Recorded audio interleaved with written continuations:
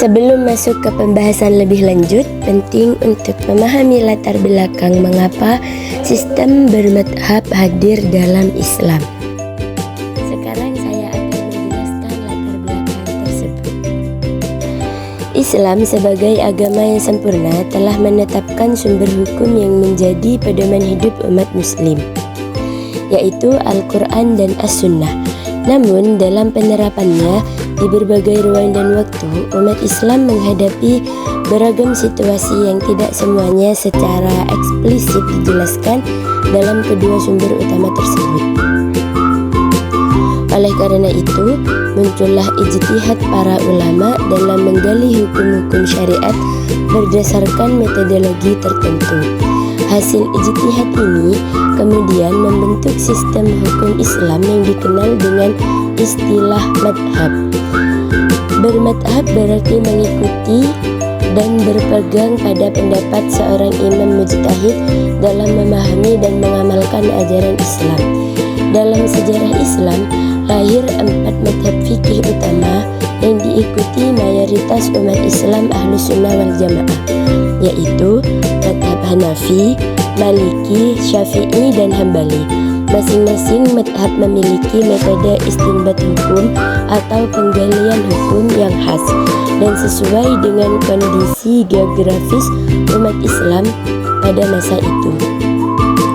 Sistem bermadhab bukan sekedar mengikuti pendapat ulama tertentu secara membabi buta, melainkan merupakan bentuk keterkaitan terhadap metode ilmiah yang telah dirumuskan secara sistematis oleh para imam madhab. Sistem ini memberikan kestabilan dalam praktik keagamaan sekaligus membuka ruang ijtihad dalam batas-batas tertentu di tengah kompleksitas permasalahan umat Islam yang terus berkembang. Pemahaman terhadap sistem bermadhab menjadi penting agar umat Islam dapat mengambil hukum dengan cara yang benar dan terhindar dari sikap ekstrim, baik dalam fanatisme madhab yang berlebihan maupun dalam menolak otoritas madhab secara total. Dengan memahami pentingnya bermadhab dan sistem bermadhab, umat Islam dapat menjalani kehidupan beragama secara lebih terarah, moderat, dan toleran terhadap perbedaan. Oleh karena itu, pembahasan mengenai dasar-dasar bermadhab dan bagaimana sistem ini bekerja dalam tradisi keilmuan Islam menjadi relevan untuk dikaji secara mendalam di era modern ini. Beralih ke pembahasan selanjutnya, di sini saya akan menyebutkan beberapa rumusan masalah yang akan dibahas pada bab selanjutnya. Yang pertama adalah apa pengertian bermadhab dan bagaimana sejarah munculnya madhab-madhab dalam Islam. Yang kedua, apa saja perbedaan metodologi ijtihad di antara madhab-madhab fikih yang ada. Yang ketiga, apa pentingnya mengikuti madhab dalam memahami dan mengenal ajaran Islam. Yang keempat, bagaimana sistem bermadhab berperan dalam menjaga stabilitas hukum dan persatuan umat Islam. Dan yang terakhir, apa tantangan dan relevansi sistem bermadhab di era modern saat ini. Langsung saja, di sini saya akan membahas rumusan masalah yang pertama, yaitu apa pengertian bermadhab dan bagaimana sejarah munculnya madhab-madhab dalam Islam. Di sini pertama adalah pengertian bermadhab, yaitu bermadhab berasal dari kata madhab yang secara bahasa berarti jalan atau cara yang ditempuh.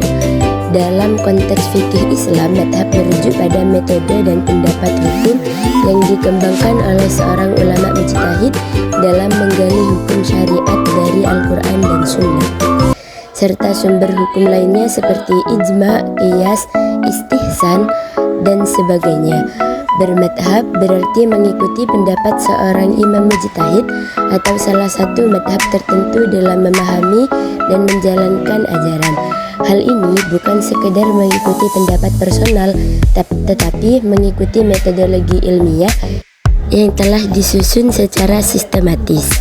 Sejarah munculnya madhab fikih berkaitan erat dengan perkembangan ilmu pengetahuan Islam setelah wafatnya Rasulullah SAW. Pada masa Khulafaur Rasyidin, persoalan hukum masih diselesaikan secara langsung oleh para sahabat besar.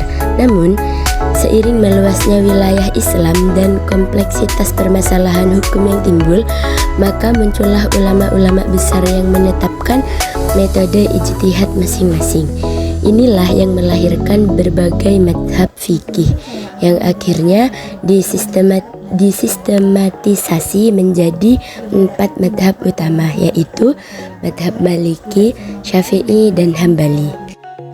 Yang kedua yaitu adalah perbedaan metodologi ijtihad di antara madhab-madhab fikih. Keempat madhab memiliki landasan ijtihad yang sama, yaitu Al-Quran, As-Sunnah, Ijma', Qiyas, namun masing-masing memiliki perbedaan dalam metode pendekatan dan urutan prioritas sumber hukum. Yang pertama adalah madhab Hanafi. Madhab Hanafi mengutamakan ra'yu atau pendapat rasional dan qiyas. Imam Abu Hanifah banyak menggunakan analogi hukum untuk menjawab persoalan baru, karena pada zamannya hadis belum tersebar luas seperti masa setelahnya. Madhab Maliki mengutamakan amal ahlul Madinah atau praktik penduduk Madinah sebagai sumber hukum karena dianggap mewarisi langsung praktik Nabi Muhammad dan para sahabat. Madhab Syafi'i membangun metode usul fikih yang sistematis. Imam Syafi'i sangat teliti dalam menerima hadis dan memberikan posisi yang seimbang antara nas atau teks dan qiyas.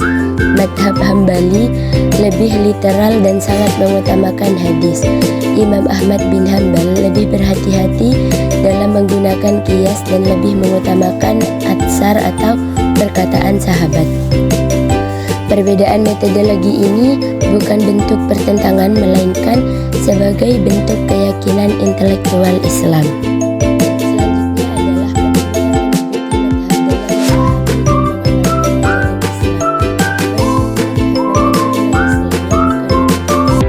agar dapat memahami Islam secara benar, sistematis, dan terpercaya.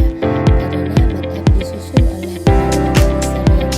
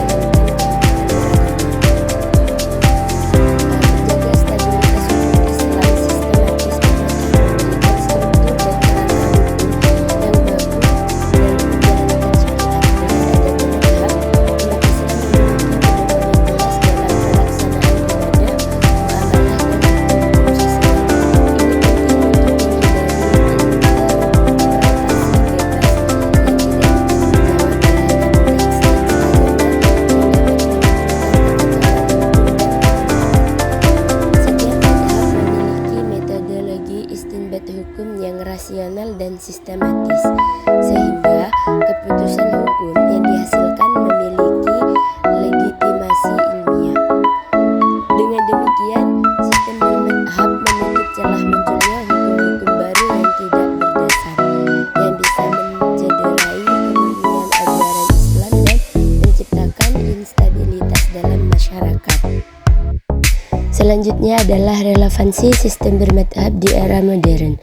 Menjaga metodologi yang ilmiah dan teruji, sistem madhab menyediakan metodologi yang logis, sistematis, dan telah teruji selama berabad-abad. Dalam menghadapi isu-isu kontemporer, pendekatan ini lebih bisa dipertanggungjawabkan daripada pendekatan serampangan tanpa dasar keilmuan yang kuat. Menjadi sarana pendidikan dan pembentukan karakter keagamaan melalui pembelajaran madhab, umat dibimbing untuk bersikap ilmiah, tidak mudah mengklaim kebenaran mutlak, dan terbiasa menghormati perbedaan. Hal ini sangat relevan dalam membentuk karakter umat yang moderat, memberikan stabilitas dalam fatwa dan praktik keagamaan. Dengan mengikuti sistem madhab, umat Islam memiliki rujukan yang stabil dalam menjalankan ibadah dan hukum Islam. Ini penting dalam mencegah maraknya fatwa-fatwa liar atau inkonsistensi dalam penerapan hukum Islam di masyarakat. Menjadi sarana persatuan umat, alih-alih menjadi sumber konflik, madhab sebenarnya bisa menjadi sarana dialog dan penguatan untuk ukhuwah antar kelompok Islam. Asalkan perbedaan disikapi dengan arif, sistem madhab justru bisa mencegah fanatisme sempit dan ekstremisme. Jadi, kesimpulannya adalah bermadhab merupakan bentuk kesadaran intelektual umat Islam dalam memahami dan mengamalkan ajaran agama berdasarkan metodologi yang sistematis, ilmiah, dan teruji. Sistematis bermadhab lahir dari kebutuhan untuk menjaga keotentikan ajaran Islam sekaligus memberikan solusi atas persoalan-persoalan hukum yang terus berkembang seiring waktu. Dalam konteks sejarah, sistem bermadhab telah terbukti mampu menjaga stabilitas hukum Islam dan mencegah kekacauan dalam penafsiran. Selain itu, keberadaan madhab juga berperan dalam menjaga persatuan umat Islam, karena perbedaan pendapat dalam madhab didasari oleh dalil dan kaidah ilmiah, bukan konflik ideologis. Namun demikian, di era modern ini sistem bermadhab menghadapi berbagai tantangan, seperti munculnya gerakan non-madhab, rendahnya literasi madhab di kalangan generasi muda, dan kebutuhan akan kontekstualisasi hukum terhadap realitas kontemporer. Meski begitu, sistem bermadhab tetap relevan karena memberikan kerangka berpikir yang moderat, toleran, dan ilmiah dalam menyikapi dinamika kehidupan modern. Oleh karena itu, penting bagi umat Islam untuk memahami, melestarikan, dan mengaktualisasikan sistem bermadhab secara bijak agar nilai-nilai keislaman tetap terjaga dan dapat menjawab tantangan zaman tanpa kehilangan jati diri.